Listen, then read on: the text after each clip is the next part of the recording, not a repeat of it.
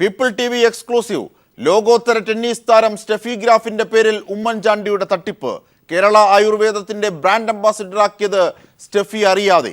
പ്രഖ്യാപനം നടത്തിയത് മുഖ്യമന്ത്രി നേരിട്ട്. സ്റ്റെഫിയുടെ വെബ്സൈറ്റിൽ കേരള ആയുർവേദമില്ല. ഇതിഹാസ ടെന്നീസ് താരം സ്റ്റെഫി ഗ്രാഫിനെ ആയുർവേദത്തിന്റെ ബ്രാൻഡ് അംബാസിഡറാക്കാൻ തീരുമാനിച്ചത് 2015 ജൂൺ 24 ചേർന്ന ക്യാബിനറ്റ് യോഗമാണ്. ക്യാബിനറ്റ് യോഗത്തിനു ശേഷം മുഖ്യമന്ത്രിയുടെ വാക്കുകൾ ഇങ്ങനെ: പിന്നെ വിസിറ്റ് കേരള സ്കീമിൻ്റെ ഭാഗമായി ആയുർവേദ ബ്രാൻഡ് അംബാസിഡർ അവരുമായിട്ട് ധാരണയായി ഡിസ്കസ് ചെയ്തിട്ടാണ്. ഇനി സ്റ്റെഫി ഗ്രാഫിന്റെ വെബ്സൈറ്റിലേക്കൊന്ന് നോക്കുക. താൻ ബ്രാൻഡ് അംബാസിഡറായ കമ്പനികളുടെ പേര് വിവരം സ്റ്റെഫി ഗ്രാഫിന്റെ തന്നെ വെബ്സൈറ്റിൽ പറയുന്നത് ഇങ്ങനെ: ലോകപ്രശസ്ത ഷൂ ആൻഡ് ആക്സസറീസ് നിർമ്മാതാക്കളായ അഡിഡാസ്, വാച്ച് നിർമ്മാതാക്കളായ ലോൺലിനസ്, ജർമ്മനിയിലെ പ്രമുഖ ഫിറ്റ്നസ് ക്ലബ്ബായ മിസ്റ്റർ സ്പോർട്ടി, പ്രമുഖ പ്രകൃതിദത്ത തേയില നിർമ്മാതാക്കളായ ടീ കൈനി എന്നിവയുടെ ബ്രാൻഡ് അംബാസിഡറാണ് താനെന്ന് സ്റ്റെഫി ഗ്രാഫ് തന്നെ പറയുന്നുണ്ട്. എന്നാൽ അതിലെവിടെയും താൻ കേരള ആയുർവേദത്തിൻ്റെ ബ്രാൻഡ് അംബാസിഡറാണെന്ന് പറയുന്നില്ല. ഭർത്താവും ഇതിഹാസ ടെന്നീസ് താരവുമായ ആന്ദ്രെ അഗാസിക്കൊപ്പം അമേരിക്കയിലെ ലേസ് വെഗാസിൽ താമസിക്കുന്ന സ്റ്റെഫി ഗ്രാഫ് താൻ കേരളമെന്ന സംസ്ഥാനത്തിൻ്റെ ആയുർവേദത്തിൻ്റെ ബ്രാൻഡ് അംബാസിഡറായതിനെപ്പറ്റി ബോധവതിയേ. ടൂറിസം വകുപ്പിലെ ഒരു ഉന്നതനുമായി ഞങ്ങൾ ഫോണിലൂടെ സംസാരിച്ചപ്പോൾ ഇക്കാര്യം അറിയിക്കുന്നതിനായി തങ്ങൾ സ്റ്റെഫി ഗ്രാഫിൻ്റെ മാനേജറെ ബന്ധപ്പെട്ടിരുന്നു. എന്നാൽ നാളിതുവരെ സ്റ്റെഫി ഗ്രാഫുമായി നേരിൽ സംസാരിക്കാൻ കഴിഞ്ഞിട്ടില്ലെന്ന് അദ്ദേഹം പീപ്പിൾ TVയോട് പറഞ്ഞു. ഒരു അന്താരാഷ്ട്ര പ്രശസ്തയായ കായിക താരത്തെ കേരള ആയുർവേദത്തിൻ്റെ ബ്രാൻഡ് അംബാസിഡറാക്കിയത് അവർ അറിഞ്ഞിട്ടേയില്ല എന്നത് ഒരേ സമയം ചിരിക്കാനും ചിന്തിക്കാനും വക നൽകുന്ന കാര്യമാണ്. എന്തിനും ഏതിനും മുട്ടാപ്പോക്ക് ന്യായം പറയുന്ന മുഖ്യമന്ത്രി ഈ വാർത്തയെപ്പറ്റി അറിഞ്ഞതായി ഭാവിച്ചില്ലെന്ന് വന്നേക്കാം. എന്നാൽ ഇതിഹാസ താരത്തെ ഇല്ലാത്ത ബ്രാൻഡ് അംബാസിഡറിൻ്റെ വിഡ്ഢിവേഷം കെട്ടിച്ച് നാണം കെടുത്തിയതിന് കേരളത്തിനു വേണ്ടി ഞങ്ങൾ സ്റ്റെഫി ഗ്രാഫിനോട് മാപ്പ് പറയുന്നു. എസ് ജീവൻകുമാർ, തിരുവനന്തപുരം. ഇതിൻ്റെ വിശദാംശങ്ങളുമായി ജീവൻകുമാർ തന്നെ ചേരുകയാണ്. ജീവൻ, എന്താണ് ഈ കേൾക്കുന്നത്? പക്ഷേ വളരെ രസകരമായി നമുക്ക് ജനങ്ങളോട് വിശദീകരിക്കേണ്ടതായി വരുന്നൊരു സാഹചര്യമാണ് ഇതിനു മുന്നിലുള്ളത്. കാരണം സ്റ്റെഫി ഗ്രാഫ് എന്നത് ഇതിഹാസ തുല്യമായ ഒരുപക്ഷെ 22ഓളം ഗ്രാൻഡ് സ്ലാമുകളെല്ലാം നേടിയ അതിൽ അന്താരാഷ്ട്ര പ്രശസ്തയായ ഒരു കായിക താരമാണ്. അവർ കേരള കേരള ആയുർവേദത്തിൻ്റെ ബ്രാൻഡ് അംബാസിഡറായി വരുന്നു എന്നത് ഒരു മന്ത്രിസഭാ യോഗ തീരുമാനം 2015 ജൂൺ മാസം 24 ചേർന്ന മന്ത്രിസഭാ യോഗ തീരുമാനങ്ങൾ വിശദീകരിച്ചുകൊണ്ടാണ് മുഖ്യമന്ത്രി അന്ന് വാർത്താ സമ്മേളനത്തിൽ വിശദീകരിച്ചത്. തുടർന്ന് നമ്മൾ നടത്തിയ അന്വേഷണത്തിലാണ് സ്റ്റെഫി ഗ്രാഫ് സാധാരണഗതിയിൽ സ്റ്റെഫി ഗ്രാഫ് അതിനെ പോലുള്ള ഒരു ലോകപ്രശസ്തയായ കായിക താരം കേരള ആയുർവേദം പോലെയുള്ള മറ്റൊരു വൈജ്ഞാനികമായൊരു മേഖലയുടെ ബ്രാൻഡ് അംബാസിഡർ ആവുന്നത് തീർച്ചയായും എല്ലാ കേരളീയരെ സംബന്ധിച്ചിടത്തോളം അഭിമാനകരമായൊരു കാര്യമാണ്. അതിലുപരി അത് ആയുർവേദമെന്ന ശാസ്ത്രശാഖയെ ഒരു ആഗോള പ്രശസ്തിയിലേക്ക് ഉയർത്തുന്നതിന്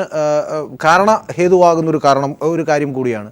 പക്ഷേ സ്റ്റെഫി ഗ്രാഫിനെ സംബന്ധിച്ചിടത്തോളം സ്റ്റെഫി ഗ്രാഫ് സാധാരണഗതിയിൽ സ്റ്റെഫി ഗ്രാഫ് ഏതെങ്കിലും ഒരു സ്ഥാപനത്തിൻ്റെ ബ്രാൻഡ് അംബാസിഡർ ആണെങ്കിൽ അവർ അവരുടെ വെബ്സൈറ്റിൽ ഈ കാര്യം പ്രസിദ്ധീകരിക്കുക എന്നതാണ് ഈ കാര്യത്തിൽ ആദ്യമായി അവർ ചെയ്യുന്നത്. അങ്ങനെ നമ്മൾ പരിശോധിച്ചപ്പോഴാണ് സ്റ്റെഫി ഗ്രാഫ് ആകെ 4 സ്ഥാപനങ്ങളുടെ മാത്രമാണ് ബ്രാൻഡ് അംബാസിഡറായി നിലവിൽ പ്രവർത്തിക്കുന്നത്. നമ്മൾ നേരത്തെ വാർത്തയിൽ സൂചിപ്പിച്ചതുപോലെ അഡിഡാസിൻ്റെയും പ്രമുഖ ഫിറ്റ്നസ് ക്ലബ്ബായ മിസ്റ്റർ സ്പോർട്ടിയുടെയും അതോടൊപ്പം പ്രമുഖ വാച്ച് നിർമ്മാതാക്കളായ ലോണിനസിൻ്റെയും പ്രമുഖ ടീ നിർമ്മാതാക്കളായ ടീ കൈനിയുടെയും ബ്രാൻഡ് അംബാസിഡറാണ് താനെന്ന് സ്റ്റെഫി ഗ്രാഫ് തന്നെ സൈറ്റിൽ പറയുന്നുണ്ട്. ഇതേ തുടർന്നാണ് നമുക്ക് ഈ വാർത്തയിൽ ഒരു സംശയം, കാരണം മുഖ്യമന്ത്രിയുടെ പ്രസ്താവനയെപ്പറ്റി നമുക്ക് സംശയമുണ്ടാകുന്നത്. തുടർന്ന് നമ്മൾ ടൂറിസം വകുപ്പിലെ ഒരു വളരെ ഉന്നതനായ ഒരു ഉദ്യോഗസ്ഥനുമായി നമ്മൾ ഫോണിലൂടെ സംസാരിച്ചു ഈ കാര്യം.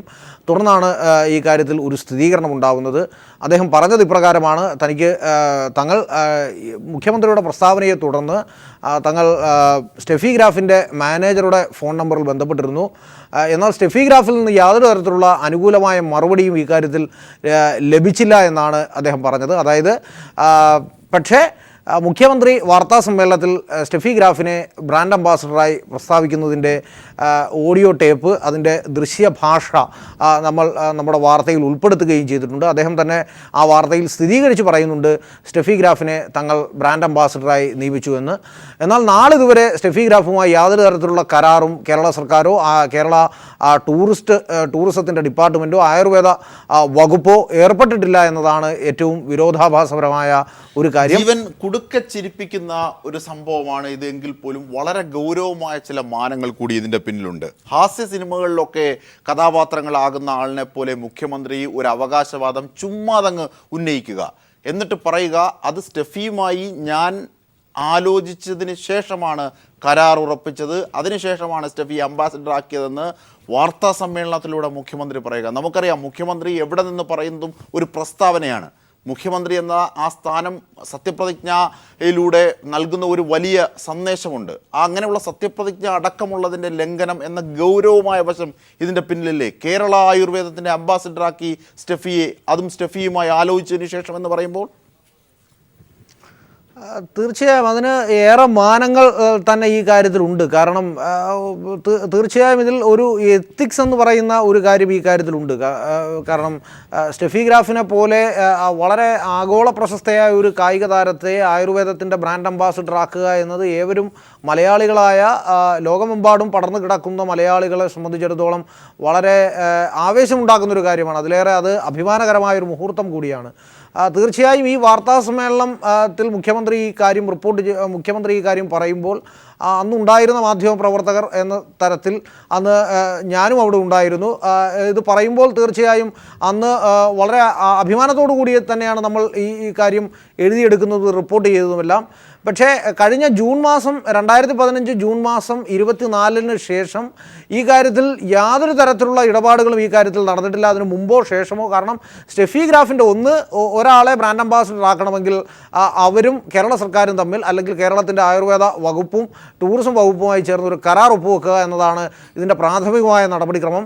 അങ്ങനെ ഒരു നടപടിക്രമം ഈ കാര്യത്തിൽ ഉണ്ടായിട്ടില്ല.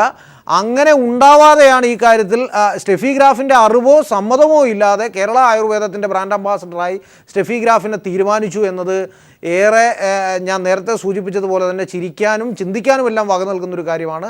ഇല്ലാത്ത കാര്യത്തിൽ ജീവൻ അന്ന് നമുക്ക് ജീവൻ നൽകിയ സ്റ്റോറിയിൽ തന്നെ, വാർത്തയിൽ തന്നെ മുഖ്യമന്ത്രിയുടെ വാക്കുകളുണ്ട്. ആ ബൈറ്റിൽ മുഖ്യമന്ത്രി വളരെ കോൺഫിഡൻസോടു കൂടിയാണ് ഇത്തരത്തിൽ സ്റ്റെഫി ഗ്രാഫുമായി ഡീൽ ഉറപ്പിച്ചു എന്നും അതിനുശേഷം കേരളത്തിൻ്റെ ആയുർവേദ വിഭാഗം അംബാസിഡറാക്കി നിയമിച്ചു എന്ന വിവരവും വാർത്താ സമ്മേളനത്തിലൂടെ അറിയിക്കുന്നത്. വാർത്താ സമ്മേളനത്തിൽ നിങ്ങളോടുള്ള 10-11 ജേർണലിസ്റ്റുകളോട് അല്ല പറയുന്നത്, മറിച്ച് ജനങ്ങളോടാണ് പറയുന്നത്. എങ്ങനെയായിരുന്നു അദ്ദേഹത്തിൻ്റെ ശരീരഭാഷ അന്ന്?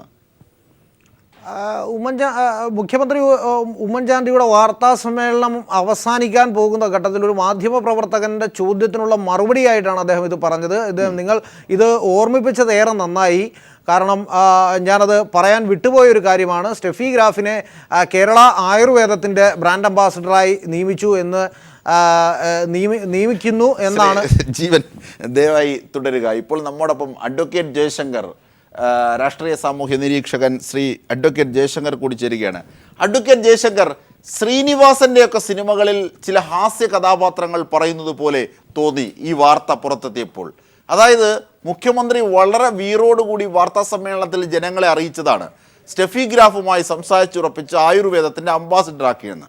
പക്ഷെ സ്റ്റെഫി ഗ്രാഫ് വിവരം അറിഞ്ഞിട്ടില്ല. ഉമ്മൻചാണ്ടിക്ക് ജർമ്മൻ ഭാഷ അറിയില്ല, സ്റ്റെഫി ഗ്രാഫിന് മലയാളം അറിയില്ല. അപ്പൊ കമ്മ്യൂണിക്കേഷൻ ഗ്യാപ്പ് ആയിരിക്കുന്നതാണ് ഞാൻ വിചാരിക്കുന്നത്. ഇതൊക്കെ തമാശയല്ലല്ലാതെ എന്ത് പറയുന്നത്. കേരള മുഖ്യമന്ത്രി എന്നുള്ള സ്ഥാനത്തിരുന്നിട്ടാണ് അദ്ദേഹം ഇത് പറയുന്നത്. അദ്ദേഹം ബെസലിയസ് കോളേജിൽ ഒരു KSU യൂണിറ്റ് പ്രസിഡന്റ് ആയിരിക്കുന്നതാണ് എന്നാണ് അദ്ദേഹത്തിന്റെ ഇപ്പോഴും. ഇതാണ് പ്രശ്നം. അതാണ് ഗൗരവമാണ്. പക്ഷേ ആ തമാശയ്ക്കൊപ്പം തന്നെ നമ്മെ എപ്പോഴും ചിരിപ്പിക്കുന്ന ഒരു കാര്യം പോലെ ആണെങ്കിൽ പോലും ഇതൊരു സത്യപ്രതിജ്ഞാ ലംഘനമല്ലേ? മുമ്പിലിരിക്കുന്ന മാധ്യമപ്രവർത്തകരോടല്ലോ, ജനങ്ങളോടാണ് പറയുന്നത്. അതും ആ സന്ദർഭം താങ്കൾ ശ്രദ്ധിക്കണം. മാധ്യമപ്രവർത്തകർ വാർത്താ സമ്മേളനം പിരിയാൻ നേരത്താണ് ചോദിക്കുന്നത് മുഖ്യമന്ത്രിയോട് ഈ വിഷയത്തെ സംബന്ധിച്ച്. അപ്പോൾ ഇത് ഓർമ്മിപ്പിച്ചത് നന്നായി. സ്റ്റെഫി ഗ്രാഫുമായി പറഞ്ഞുറപ്പിച്ചു അവർ നമ്മുടെ ആയുർവേദത്തിൻ്റെ കേരളത്തിൻ്റെ അംബാസിഡർ ആകും എന്ന് പറയുകയാണ് മുഖ്യമന്ത്രി. സ്റ്റെഫി ഗ്രാഫുമായിട്ട് ഒരു ഡീല് പോയിട്ട് അദ്ദേഹത്തിൻ്റെ മാനേജറോട് പോലും സംസാരിച്ചിട്ടില്ല. അദ്ദേഹം ഒരുപക്ഷെ വല്ല സാനിയ മിർസയോ മറ്റായിരിക്കും ഉദ്ദേശിച്ചത്. പുള്ളിക്ക് ഈ സ്റ്റെഫി ഗ്രാഫിനൊന്നും പരിചയമില്ലല്ലോ. കോട്ടയം, കുമരകം, പുതുപ്പള്ളി ഭാഗത്ത് ടെന്നീസ് ഇല്ല. അദ്ദേഹത്തിന് സ്റ്റെഫി ഗ്രാഫിനെ പരിചയമുണ്ടാവാൻ സാധ്യതയില്ല. ഇതിനെ എങ്ങനെയാണ് കാണേണ്ടത്? അതായത് മുഖ്യമന്ത്രി എന്ന ഒരു പദവിയിലിരിക്കുന്ന ഒരു വ്യക്തി ഇത്രയേറെ കാര്യങ്ങളെ സംബന്ധിച്ച് ഒരുപക്ഷെ ആ വാക്കെടുക്കുന്നതിൽ ക്ഷമിക്കണം, ഒരു ഉളുപ്പുമില്ലാതെ ഈ വിവരം ഞങ്ങൾ നിരവധി തവണ ടൂറിസം വകുപ്പിലെ പല ഉന്നതരുമായി ബന്ധപ്പെട്ടു. അവരിൽ നിന്നൊക്കെ നെഗറ്റീവായ മറുപടിയാണ് കിട്ടിയത്. അങ്ങനെ ഒരു സംഭവമേ ഇല്ല. അവരാകട്ടെ സ്റ്റെഫി ഗ്രാഫിൻ്റെ മാനേജറെ മുഖ്യമന്ത്രി ഈ പറഞ്ഞറിഞ്ഞ് വിളിച്ചു അത്രേ. അവരും സ്റ്റെഫി ഗ്രാഫിൻ്റെ മാനേജരും ഈ വിഷയം അറിഞ്ഞിട്ടില്ല.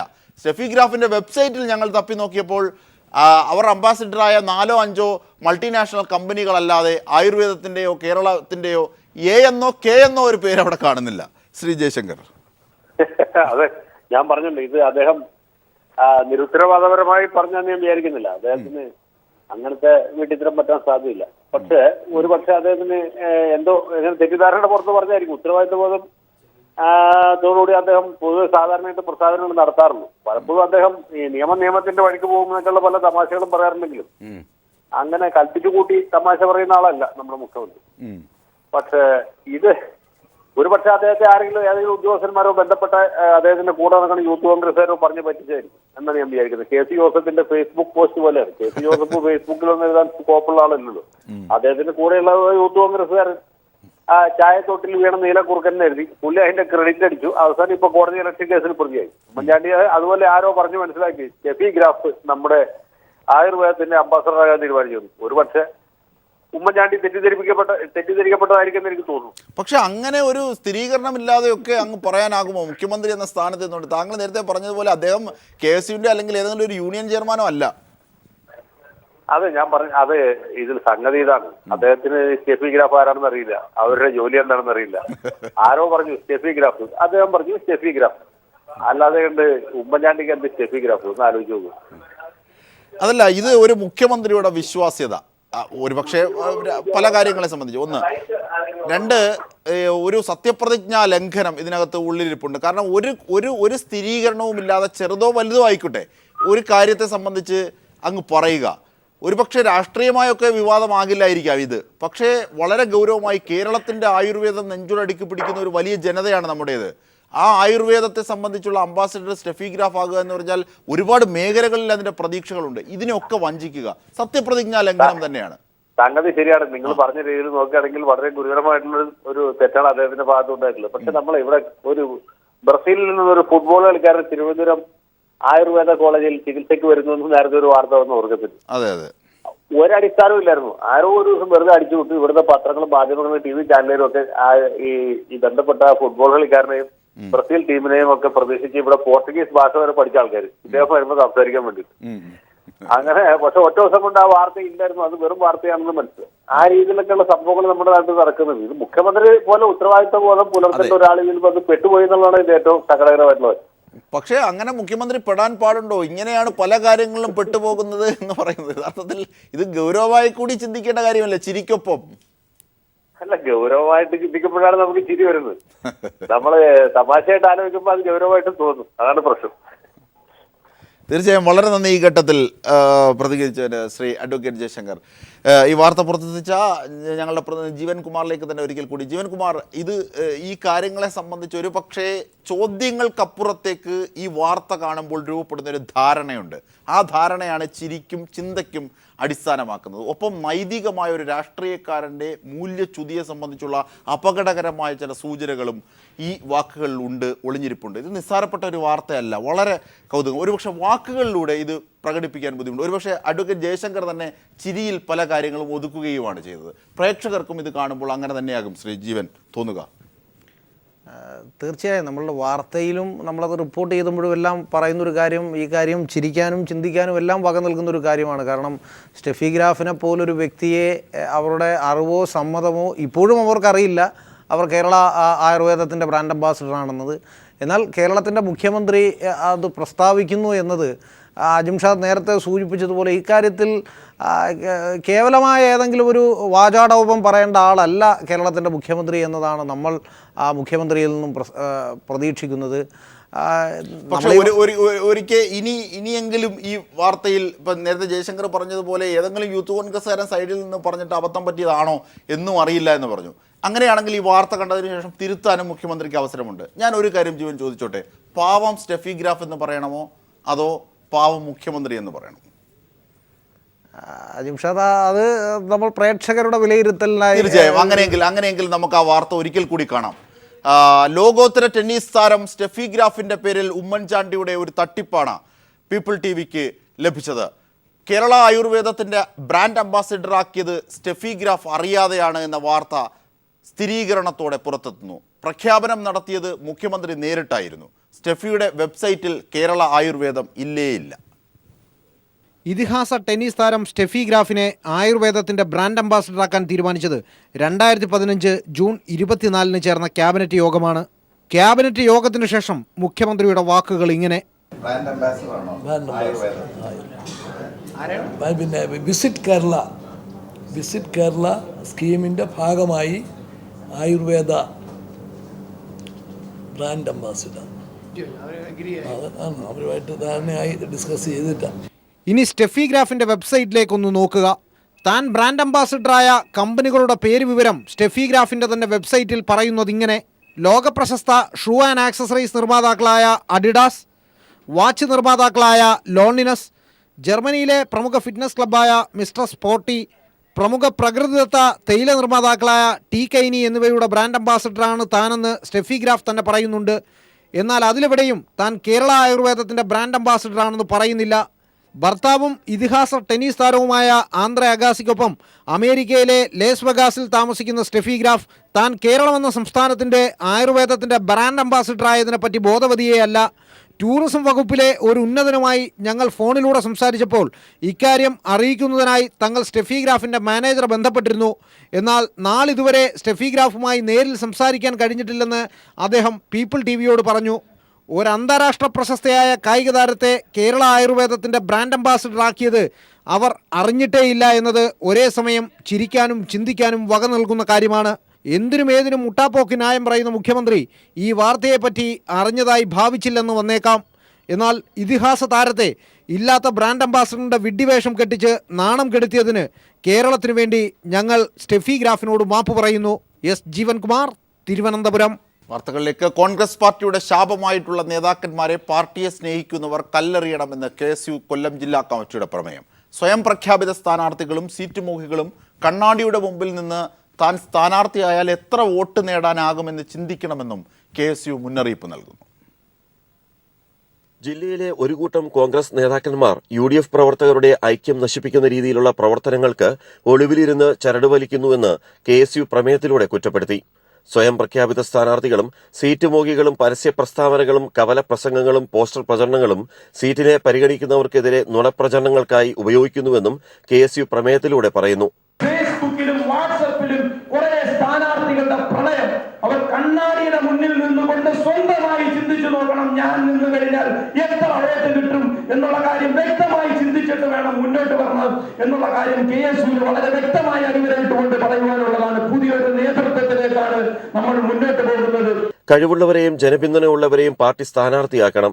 സ്വയം പ്രഖ്യാപിത സ്ഥാനാർത്ഥികളും സീറ്റ് മോഹികളും വീട്ടിലുള്ള കണ്ണാടിയുടെ മുന്നിൽ ചെന്ന് നിന്ന് സ്വയം ചോദിക്കുക, തനിക്ക് എത്ര വോട്ട് നേടാനാകുമെന്ന്.